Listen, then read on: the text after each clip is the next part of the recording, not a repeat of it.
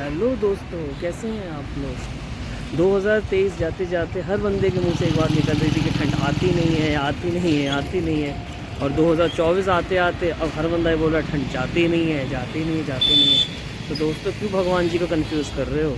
अब इसी कन्फ्यूज़न में ना ठंड जा ही नहीं रही है। ठंड तो चलती रहेगी, एक टाइम के बाद जाएगी भी। बट मैंने कहीं ना कहीं एक चीज़ नोटिस करी है कि ठंड के टाइमिंग्स में कहीं ना कहीं जो टूथ की सेंसिटिविटी है वो बढ़ जाती है।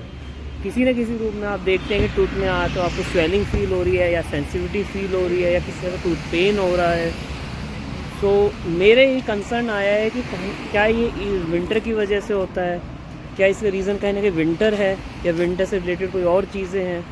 मैंने डिसाइड करा है, और इसमें मैंने आज सोचा है कि मैं डॉक्टर अपर्णा हैं, जो डेंटिस्ट हैं, गोल्ड मेडलिस्ट हैं, उनसे मैं इस बारे में एक बार डिस्कशन करते हैं और पूछते हैं कि ऐसा क्या रीज़न है जो सर्दी के केसेस में जितना विंटर बढ़ता है टूथ की सेंसिटिविटी बढ़ती चली जाती है, टूथ के केसेस बढ़ते चले जाते हैं, पेन हो, स्वेलिंग हो, या नंबर ऑफ़ रीजंस होते हैं। आज मिलते हैं मैम से और फिर डिस्कस करते हैं। दोस्तों, फाइनली हम मैम के पास पहुंच चुके हैं और हम इस मैटर पर डिस्कशन करना चाहते हैं कि ऐसा क्या इशू आता है कि विंटर्स में हम लोग इसमें टूथ की सेंसिटिविटी या टूथ प्रॉब्लम से कहीं ना कहीं इस पर जूझते हैं। मैम, ऐसा क्या लग रहा है कि क्या विंटर इसका इशू होता है कि विंटर में केसेस ज़्यादा आते हैं। बिल्कुल, विंटर्स में केसेस काफ़ी ज़्यादा आते हैं। विंटर्स में हमारे दांतों में कई तरह की समस्याएं शुरू हो जाती हैं। सबसे पहली चीज़ तो होती है सेंसिटिविटी, क्योंकि वेदर चेंज की वजह से ना हमारे दांत कभी भी, जैसे हम कोल्ड ड्रिंक्स वगैरह पी लें तो हमारे दांत उस लेवल तक एक्सपैंड नहीं कर पाते हैं। हमारे जो इनामल्स होते हैं दांतों की, जो पहली लेयरिंग होती है वो काफ़ी थिन होती है।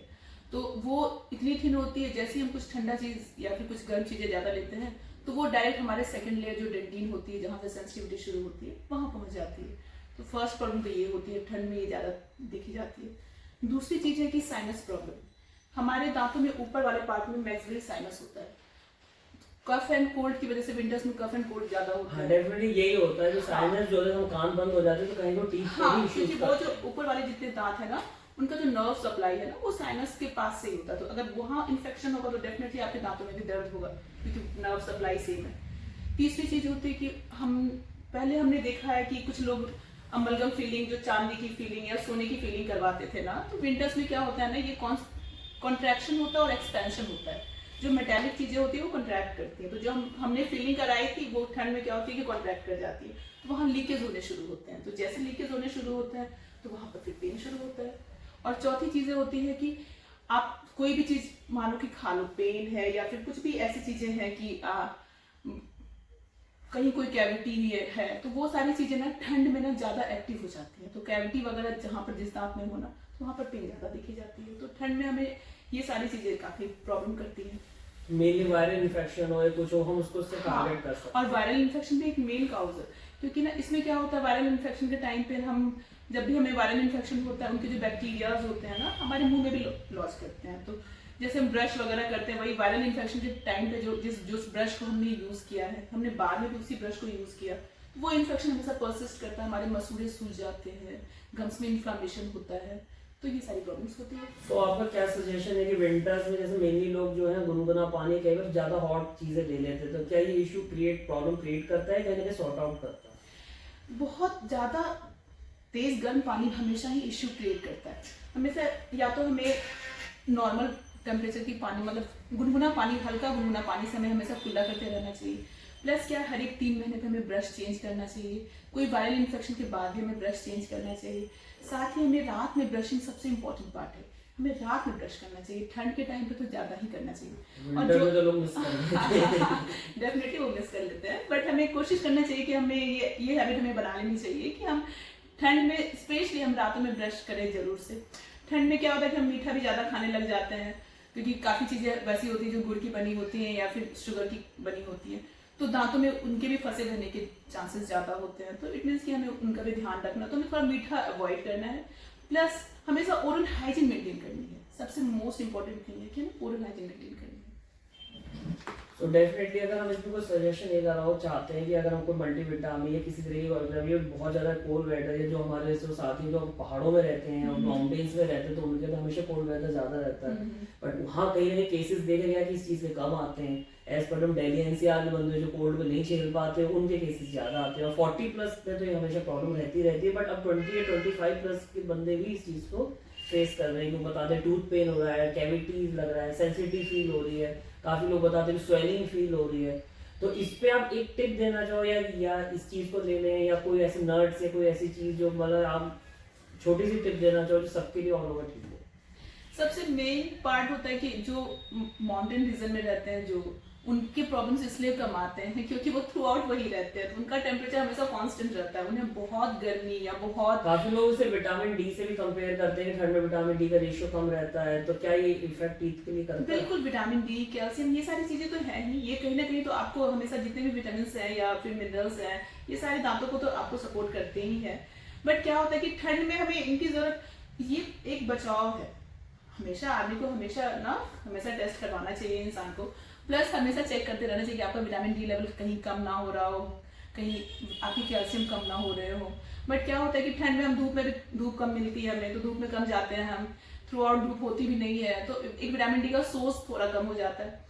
प्लस क्या है कि ठंड में जब ये सेंसिटिविटी वगैरह प्रॉब्लम ज़्यादा होती है, तो हमें इस टाइम पे ज़्यादा इन सब चीज़ों का ध्यान रखना चाहिए। विटामिन डी या कैल्शियम, ये सारी चीज़ें ज़्यादा लेनी चाहिए। और हम इस रीजन में रहते हैं तो हमारे लिए हर एक मौसम वैसा होता है, कभी एक्सट्रीम गर्मी, एक्सट्रीम कोल्ड, तो हमारे दांत ज़्यादा सेंसिटिव होते हैं इन सब चीज़ों को लेकर। तो मेरा भी एक सजेशन जो मुझे लगता है, मैं यही बात कहना चाहता हूँ हम लोगों से जुड़े हुए ब्लॉगर्स हैं, मेरे साथी सब लोग सुन रहे हैं, कि हम बहुत सारे प्रीशियस जेम्स पहनते हैं, और जो टीथ है ना वो भी हमारा बहुत प्रीशियस जेम्स है। उसको आप चमका के रखो, अच्छा रखो, हेल्दी रखो, ना कि उसके बस वाइटनिंग पे जाओ कि उसे जाएं वाइटनिंग कराएं। बिल्कुल, वो भी अपना भी प्रॉब्लम क्रिएट करता है, सेंसिटिविटी बढ़ाता है। उसको हेल्दी रखो, और जो सबसे अच्छा सजेशन है 2 टाइम्स करो, और जो मैम ने बताया कि अगर मे बी वो सॉल्ट वाटर हो जाए और अच्छा है। और टारगेटेड हम लोग जो मेनली हॉट ज्यादा सिप ले लेते हैं, जैसे कॉफी का लेवल ज्यादा हो जाता है, ची का लेवल ज्यादा हो जाता या है, कोल्ड ड्रिंक्स वगैरह या आइसक्रीम हम ज्यादा लेने लग जाते हैं कभी-कभी। और नहीं विंटर्स में तो बेसिकली हम लोग हॉट पे ही प्रेफरेंस ज्यादा देते हैं, तो उसको हमें कहीं ना कहीं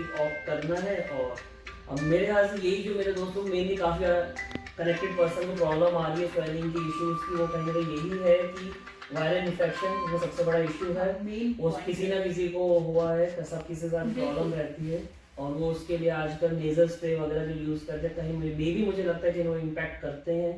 इम्पैक्ट तो नहीं, बट वही है कि वो बैक्टीरिया को एक जगह जाकर लॉज कर देते हैं ना, और वो आपके कहीं भी लिम्फ नोड्स वगैरह में कहीं भी लॉज हो जाते हैं ना, तो उस वक्त के लिए आपको टेम्पररी रिलीफ तो मिल जाता है कि आपने नेजल स्प्रे यूज किया, आपको मिल गया।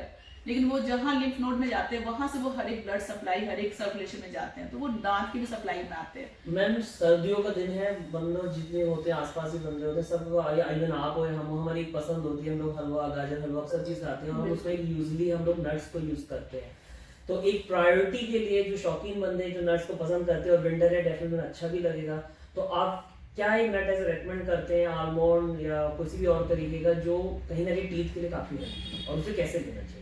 बिल्कुल, आप हमेशा अगर ड्राई फ्रूट्स अगर आप ज़्यादा पसंद करते हो तो उसमें सबसे इंपॉर्टेंट ड्राई फ्रूट्स जो होती है वो आपकी होती है आलमंड, और साथ में होती है वॉलनट, अखरोट। उसे आप पानी में फुला करके खाएं, रात में पानी में भिगो दे 5-5, उससे ज़्यादा नहीं, एक पर्टिकुलर अमाउंट में खाएं, और उसे रोज ले। इससे ये क्या होता है, ये गुड कोलेस्ट्रॉल को भी बढ़ाता है, जिसे एसडीएल कहते हैं, बॉडी में एसडीएल का बढ़ाता है। तो इससे क्या होता है कि हर एक जगह पर ना आपके ना दांतों पे भी एक लेयरिंग आती है, इनामेल सेकेंडरी डेंटिन का फॉर्मेशन होता है। वॉलनट सबसे अच्छा सोर्स मानते हैं सेकेंडरी डेंटिन का, जिनके दांत घिस जाते हैं, जैसे आपने सही कहा कि 40+ पेशेंट्स में ये ज़्यादा चीज़ें देखने को मिलती है, उनके लिए मस्ट है। इसलिए मस्ट है क्योंकि एक एज रिलेटेड चेंजेस भी आते हैं दांतों में, क्योंकि हमारे दांत एज के साथ साथ घिसने शुरू हो जाते हैं, खाने चबाने, रात में किसी को एट्रिजन हो जाता है, रात में दांत च्यू करने की आदत होती है, तो वो सब कंडीशन में क्या होता है कि हमारे दांत घिसे हुए होते हैं। तो उनमें क्या होता है कि अब हम वापस से इनामल को तो नहीं ला सकते, क्योंकि एक बार जो खत्म हो गई वो खत्म हो गई।